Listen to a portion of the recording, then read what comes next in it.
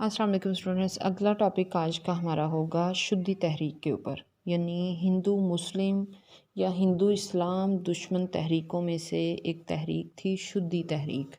اس سے پہلے ہم نے آریہ سماج کے اوپر بات کی، ہندو مہاسبھا کے اوپر بات کی، گیو رکشا کے اوپر ہم بات کر چکے ہیں، ان کے بانیوں کے اوپر، کس کس سال یہ وجود میں آئیں ان کے حوالے سے، ان کے مقاصد کے اوپر۔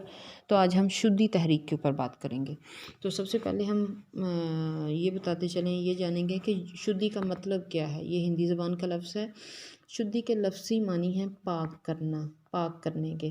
اس تحریک کو آریہ سماج کے تحت ہی ہندوؤں نے شروع کیا، یعنی جو آریہ سماج تھی اس کے آغاز کے بعد ہی یہ تحریک جو ہے انہی کی نمائندگی میں، انہی کی زیر سرکردگی اس کو شروع کیا گیا تاکہ مسلمانوں کو دوبارہ سے ہندو بنایا جائے۔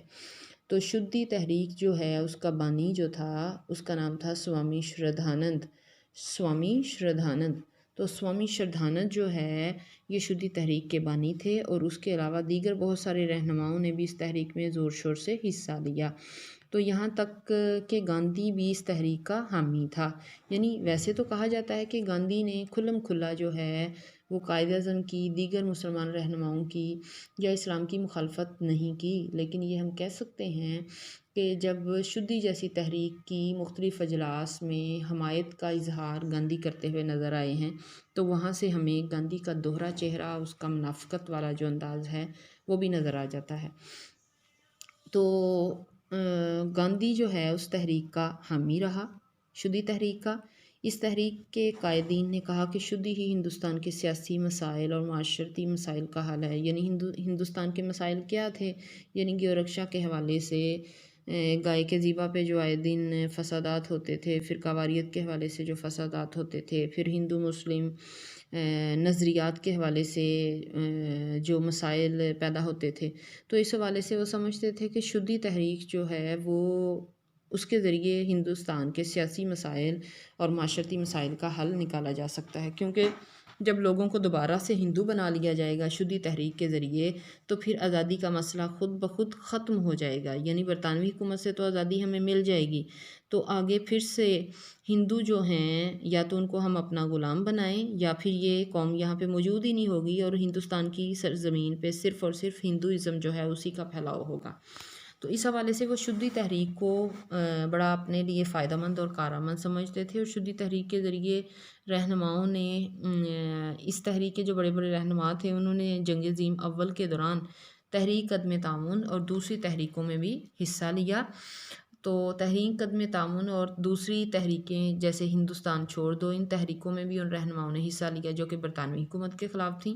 اس وقت ہندو مسلم اتحاد کا مظاہرہ کیا گیا، یعنی وہ جو اس سے پہلے میں نے ایک تحریک میں بات کی کہ برطانوی حکومت کے خلاف تحریک خلافت کے دوران جب گاندھی نے اپنی تحریکوں میں مسلمانوں کا غلط استعمال کرنا چاہا، اور بظاہر میں اس دکھ کی گھڑی میں، یعنی سلطنت عثمانیہ کے تحفظ کے حوالے سے مسلمانوں کا اس دکھ کی گھڑی میں اس نے بڑا ہمدرد خود کو ظاہر کیا، تو اسی دوران اس نے برطانوی حکومت کے خلاف کچھ تحریکوں کا آغاز کیا، جس میں تحریک عدم تعاون اور ہندوستان چھوڑ دو جیسی تحریکوں کا آغاز کیا، جس میں اس نے مسلمانوں کا برطانوی حکومت کے خلاف خود کے ساتھ مل کے مسلمانوں کو ملا کے غلط استعمال کرنا چاہا۔ تو اس وقت جو تھے ہندو مسلم اتحاد کا مظاہرہ کیا گیا، جو کہ کامیاب نہ رہا، فائدہ مند نہ رہا۔ یہاں پہ بھی مسلمانوں کو ایک مرتبہ پھر سے 1857 کی جنگ آزادی کے بعد دوسرا بڑا جو اتحاد تھا اس میں ناکامی مسلمانوں کو ملی، کیونکہ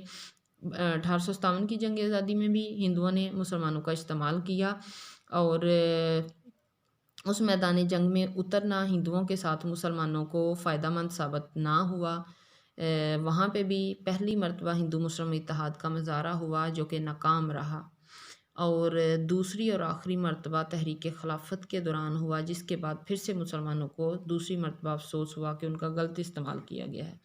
تو آگے چلتے ہیں، وہاں اسے خطاب کرنے کا اعزاز بخشا گیا۔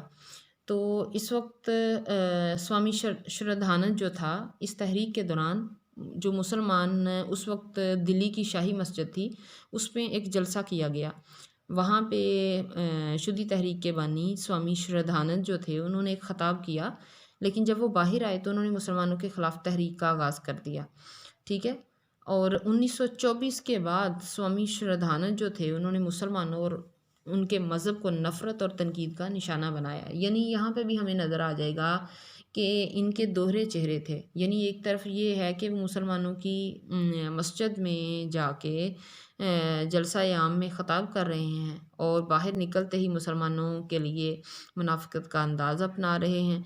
तो इस तहरीक के ज़रिए उन्होंने मुसलमानों के ख़िलाफ़ अपनी नफ़रत का इज़हार किया। जगह जगह पर फसादात होने शुरू हो गए, मुसलमानों का कत्लेआम किया गया। तो शुद्धि की तहरीक जो है ये एक बहुत दिन ब दिन शिद्दत अख्तियार करती चली गई, यहाँ तक कि मुसलमानों को ज़बरदस्ती पकड़ कर शुद्ध करने का अमल दोहराया गया। यहाँ पे फिर से ये हिंदी का लफ्ज़ जो है फिर से दोहराया जाएगा। शुद्ध यानी पाक करना, ठीक है, बिल्कुल खालिस करना। उनके मुताबिक ये था कि हिंदू मुसलमान जो हैं ये हमारे मज़हब के मुताबिक बिल्कुल मुकम्मल तौर पे अभी तैयार नहीं हुए। हमारे मज़हब के मुताबिक अगर इनको देखा जाए तो अभी ये नापाक हैं, पलीद हैं, बरसगीर की धरती पे ये रहने के काबिल नहीं हैं। जब तक ये हमारे मज़हब के मुताबिक शुद्धि तहरीक के जो मराहल हैं उनमें से हम इनको नहीं गुजार लेते तब तक ये पाक नहीं होंगे। तो इनको शुद्ध किया जाए, इनको पाक किया जाए। यहाँ तक कि शुद्धि तहरीक के ज़रिए मुसलमानों को पाक करके उस धरती पे रहने के काबिल बनाने का उनका जो अमल था, नज़रिया था, वो ये था कि मुसलमानों को ज़बरदस्ती पकड़कर शुद्ध करने का अमल दोहराया जाता। और इस अमल के अंदर क्या करते थे, यानी उनका जो गाय के हवाले से उनके नज़रियात हैं, उनके मुताबिक वो गाय का गोबर, उसका पेशाब, उसका मक्खन, दूध का मेज़ा, यानी वो चीज़ें जो हमारे लिए नापाक और पलीद हैं, वो गाय की उसके फुजले को, उसके पेशाब को भी बड़ा मुतबर्रक समझते थे। लिहाजा इन तमाम चीज़ों को दूध मक्खन के साथ उन नापाक चीज़ों का भी एक अमेज़ा तैयार करके उसको पिजतन कहा जाता था। यानी वो जो अमेज़ा बनाया जाता था, एक पेस्ट बनाया जाता था, उसको वो अपने नज़रियात के मुताबिक कहते थे पिजतन। तन जिस्म, यानी पिजतन, ये जिस्म में ये अमेज़ा समा जाएगा तो फिर वो जिस्म पाक होगा, पलीद नहीं रहेगा। इस अमल के बाद ये समझा जाता था कि दोबारा से हिंदू मत में ये शामिल हो गए हैं। यानी हमारी गेहूँ का गोबर हो, पेशाब हो, दूध हो, मक्खन हो, इसका एक जैसा मिला हुआ अमेज़ा, मिक्स किया हुआ अमेज़ा जिसे हम पिजतन कहते हैं। ये पिजतन जब तक एक मुसलमान के अंदर नहीं जाएगा ये पाक नहीं होंगे। तो शुद्धि तहरीक के ज़रिए मुसलमानों को ज़बरदस्ती पकड़ा जाता और वो जो गाय के गोबर, उसके पेशाब, ये मक्खन और दूध को मिला के एक अमेज़ा, एक पेस्ट जो बनाया जाता था, उसको ज़बरदस्ती मुसलमानों को पकड़ के खिलाया जाता। बिल्कुल आज उसी तरह जैसे कि मुसलमान कश्मीरी भाइयों को, कश्मीरी मुसलमानों को पकड़ के उनके मुंह में ज़बरदस्ती रेत या पत्थर या किसी भी हवाले से उनको अजियत देने के लिए ज़बरदस्ती उनके मुंह में चीज़ डाल के उनको अजियत दी जाती है। यही वाला मरहला माजी में पिजतन का जो मरहला था, इसके ज़रिए ये नापाक चीज़ मुसलमानों को खिला के अपने नज़रियात को वो और ज़्यादा वाज़े करते और ज़्यादा उसका प्रचार करते कि अब शुद्धि के इस पिजतन के नज़रिए या मरहले की ज़रिए से मुसलमान पाक हुए हैं और अब वो इस लायक हैं कि हिंदुस्तान की धरती पर रह सकते हैं।